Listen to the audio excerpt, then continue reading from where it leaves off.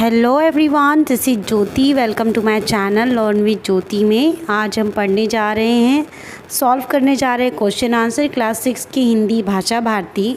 Chapter 4 है अपना हिंदुस्तान कहाँ है।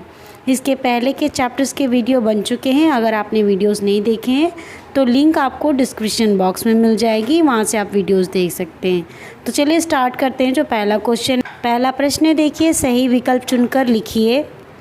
यहाँ पे आपको 4 विकल्प दिए गए हैं। क्वेश्चन पूछा गया, उसका सही आंसर आपको देना है। पहला क देखिए, हम सब मद में झूम रहे हैं। तो यहाँ पे हम किसके मद में, मद यानी नशा, किसके नशे में झूम रहे हैं। तो आपको यहाँ पे 4 ऑप्शन दिए गए, जिसका सही आंसर होगा आपका भूमंडलीकरण के। ठीक है। ख देखिए, धन के कोष भरे होने पर भी नहीं है। तो यहाँ पे 4 ऑप्शन है आपको। तो यहाँ पे धन भरे होने के बावजूद भी हमारे पास क्या नहीं है, संतोष नहीं है। प्रश्न 2 है, रिक्त स्थानों की पूर्ति कीजिए। क रिक्त स्थान देखिए, जन सेवा का डैश कहाँ है। तो यहाँ पे रिक्त स्थान में आपका आएगा भाव, जन सेवा का भाव कहाँ है। ख देखिए, साक्षरता का डैश है, चिंतन का विस्तार नहीं है। साक्षरता का आंदोलन है, ठीक है, लेकिन चिंतन का विस्तार नहीं है। ग देखिए, टीवी टेलीफोन बज रहे हैं पर आपस में डैश बंद है। क्या, बात बंद है। यानी यहाँ पे क्या है, टीवी टेलीफोन सब है लेकिन हम आपस में बात नहीं करते, बात बंद है। घ आओ खोजे सकल विश्व में अपना डैश कहाँ है। तो यहाँ पे रिक्त स्थान में होगा हिंदुस्तान। आओ खोजे सकल विश्व में अपना हिंदुस्तान कहाँ है। बच्चों आपको यहाँ पे देखिए उत्तर भी दिया हुआ है। प्रश्न 3 है, निम्नलिखित प्रश्नों के उत्तर लिखिए। क हम सारी दुनिया किन साधनों से घूम रहे हैं। तो उत्तर आपका होगा हम सारी दुनिया टीवी और टेलीफोन से ही घूम रहे हैं। ख है, साक्षरता से आशय क्या है, यानी साक्षरता से क्या मतलब है, क्या अर्थ है। तो उत्तर आपका होगा साक्षरता से यह आशय है कि सभी जन सामान्य स्तर तक पढ़ना लिखना सीख जाएं। यानी जितने भी लोग हैं वो कम से कम सामान्य स्तर तक पढ़ना लिखना सीख जाएं। ग प्रश्न, भूमंडलीकरण का परिवारों पर क्या प्रभाव पड़ा है।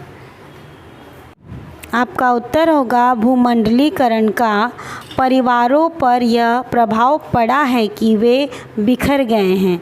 पारिवारिक समरसता समाप्त हो गई है। आपसी संबंध टूट चुके हैं। परिवार के सदस्य एक दूसरे से बातचीत तक नहीं करते। उनमें आपसी संबंध समाप्त हो चुके हैं। घ प्रश्न देखिए, मन को जो आंदोलित कर दे, कवि ने ऐसा क्यों कहा है। तो आपका उत्तर होगा मन के भावों को बदल देने वाली काव्य धारा मिट चुकी है। मन में देश प्रेम, समता, एकता, मर्यादा पालन, अन्याय की समाप्ति, न्याय की प्राप्ति के लिए जन जन में हलचल पैदा करने के लिए काव्य रचना करना क्यों रुक गया है। अंग प्रश्न है, धन से कोष भरे हैं लेकिन फिर भी संतोष कहाँ है का भाव स्पष्ट कीजिए। ये जो लाइन कवि ने कही है कि धन से कोष भरे हैं, यानी कि बहुत पैसे हैं हमारे पास फिर भी संतोष नहीं है। तो इसका अर्थ क्या है इस लाइन का, ये हमें उत्तर में बताना है। उत्तर होगा आपका, लोगों में धन एकत्र करने की प्रवृत्ति बढ़ गई है। उनके खजाने में धन भरा पड़ा है, फिर भी वे उचित अनुचित साधनों से धन एकत्र करने में जुटे हैं। देश, समाज एवं जन की उन्हें चिंता नहीं है, वे धन लोलुप बन चुके हैं। च प्रश्न है, अपना हिंदुस्तान कहाँ है कवि का संकेत किस ओर है। तो उत्तर आपका होगा हिंदुस्तानी धन कमाने की चेष्टा से देश छोड़कर विदेशों में बस गए हैं। वे अपनी ऊर्जा और ज्ञान का उपयोग विदेशों में कर रहे हैं, जिससे वे देश संपन्न हो रहे हैं। उन देशों की संस्कृति और सभ्यता उन लोगों पर प्रभाव डाल रही है। वे अपने देश, अपने समाज, अपनी संस्कृति, सभ्यता को भूल चुके हैं। यही इस पंक्ति का आशय है। 6 प्रश्न देखिए, कविता में उल्लेखित कवियों के नाम लिखिए। जो इस कविता में कवियों के नाम आए हैं उनके नाम हमें लिखने हैं। उत्तर होगा आपका कविकुल गुरु कालिदास, राजा भोज, सूरदास, तुलसीदास, सूर्यकांत त्रिपाठी निराला, रामधारी सिंह दिनकर, रहीम और रसखान आदि कवियों के नाम का उल्लेख किया है। प्रश्न 4 है, निम्नलिखित पद्यांशों का भाव स्पष्ट कीजिए। आपको पद्यांश दिए गए हैं जिसका भाव यानी अर्थ आपको बताना है। पहला देखिए क आपको दिया गया है, टीवी टेलीफोन बज रहे पर आपस में बात अब की कविता लगती जैसे परिवारों का भंग छंद है। तो ये जो पंक्ति है इस पद्यांश का अर्थ क्या है, कवि क्या कहना चाह रहा है, ये हमें बताना है। तो सबसे पहले हम संदर्भ लिखेंगे। प्रस्तुत पद्यांश हमारे पाठ्य पुस्तक भाषा भारती के अपना हिंदुस्तान कहाँ है नामक पाठ नहीं कविता से लिया गया है। ठीक है, यहाँ पे पाठ की जगह हो जाएगा कविता से लिया गया है।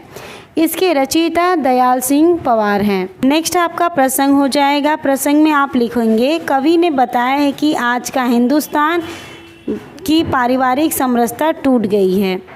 व्याख्या, टीवी और टेलीफोन पर ही बातचीत कर ली जाती है लेकिन परिवार के सदस्य परस्पर बातचीत नहीं करते। आज के कवि द्वारा रचित कविताओं में बिखरे परिवारों के टूटे छंद दिख पड़ते हैं। भारत की संस्कृति देवताओं द्वारा विकसित की गई है परंतु उस संस्कृति के दैवी विधानों का पालन नहीं हो रहा। ख पद्यांश देखिए, जो सेकंड वाला पद्यांश है, राजनीति की कूट चाल में जनसेवा का भाव कहाँ है, राम राज में जरा बताओ केवट की वह नाव कहाँ है। तो इसका संदर्भ एज इट इज़ पहले वाली की तरह ही होगा। पाठ की जगह पे आप कविता कर लेंगे। ठीक है, कविता लिख लेंगे आप इस तरीके से कि इस कविता से लिया गया है। और प्रसंग देख लेते हैं। प्रसंग में हमें क्या लिखना है, प्रसंग में हमें लिखना है, कवि कहता है कि हमारे वेद मंत्रों की कोमल ध्वनि लुप्त हो गई है। विविध यंत्रों का आविष्कार करके मानव जाति को भी भयभीत बनाया जा रहा है। भाव देख लेते हैं, कविता का भाव यानी अर्थ क्या कहना चाह रहे हैं कवि। कवि कहना चाह रहे हैं, राजनेताओं ने आज की राजनीति को कूटनीति में बदल दिया है जिसकी कुचाल से स्वार्थ पूरा करने में वे लगे हुए हैं। इन राजनेताओं में जनसेवा का भाव नहीं है। आज़ादी के बाद राम राज की स्थापना का जो सपना था वो टूट चुका है। राम राज का केवट नाव चलाकर स्वधर्म का पालन करने वाला पता नहीं कहाँ छिप गया है। समता और एकता विलुप्त हो चुकी है। भाषा की बात में देखिए, पहला प्रश्न है, निम्नलिखित शब्दों का उच्चारण कीजिए तथा लिखिए। आपको जो ये शब्द दिए गए हैं इसे उच्चारित भी करना है और साथ में लिखना भी है अपने नोटबुक में। तो इसे हम उच्चारित कर लेते हैं। भूमंडलीकरण, साक्षरता, यंत्र, अपहरण, प्रतिभा, आंदोलित, श्रृंगार। प्रश्न 2 देखिए। प्रश्न 2 में निम्नलिखित शब्दों की सही वर्तनी लिखिए, यानी मात्राएं, जो शब्दों की मात्राएं हैं वो गलत लिखी हुई है, आपको उसे सही करके लिखना है। तो यहाँ पे आंसर आपको दिया गया है, हिंदुस्तान, दुनिया, परिवार, मृदु, संतोष। नेक्स्ट क्वेश्चन पे चलते हैं। प्रश्न 3 देखिए, निम्नलिखित शब्दों का वाक्यों में प्रयोग कीजिए। संस्कार, आंदोलन, वैभव, राजनीति, शिक्षा, ये 5 शब्द आपको दिए गए हैं जिसका वाक्यों में प्रयोग करना है।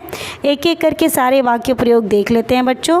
तो पहला देखिए संस्कार है। संस्कार में लिखा हुआ है, वाक्य प्रयोग है, भारतीय संस्कृति में 16 संस्कार बताए गए हैं। आंदोलन, सामाजिक परिवर्तन के लिए जन आंदोलन अनिवार्य है। थर्ड है वैभव, भारतीय लोग भौतिक वैभव प्राप्त करने के उद्देश्य से विदेशों को पलायन करते जा रहे हैं।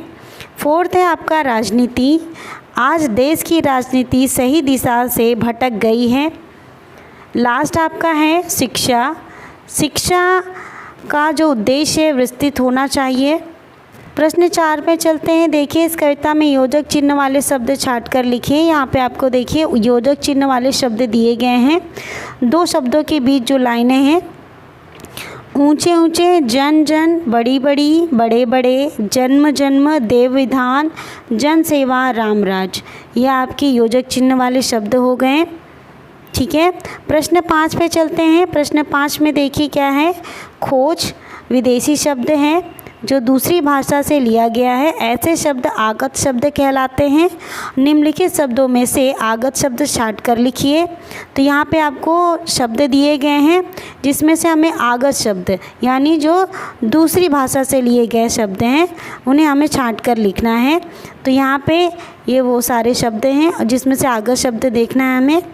आगत शब्द में ताकत, ज़रा, फूहड़, टीवी, टेलीफोन। तो यहाँ पे आपके हो गए आगत शब्द। तो बच्चों यहाँ पे चैप्टर 4 के सारे क्वेश्चन आंसर कंप्लीट होते हैं। अब अगले वीडियो में मिलते हैं अगले चैप्टर के साथ। आई होप आपको क्वेश्चन आंसर समझ में आएंगे। अब अगले वीडियो में मिलते हैं। Till then bye bye.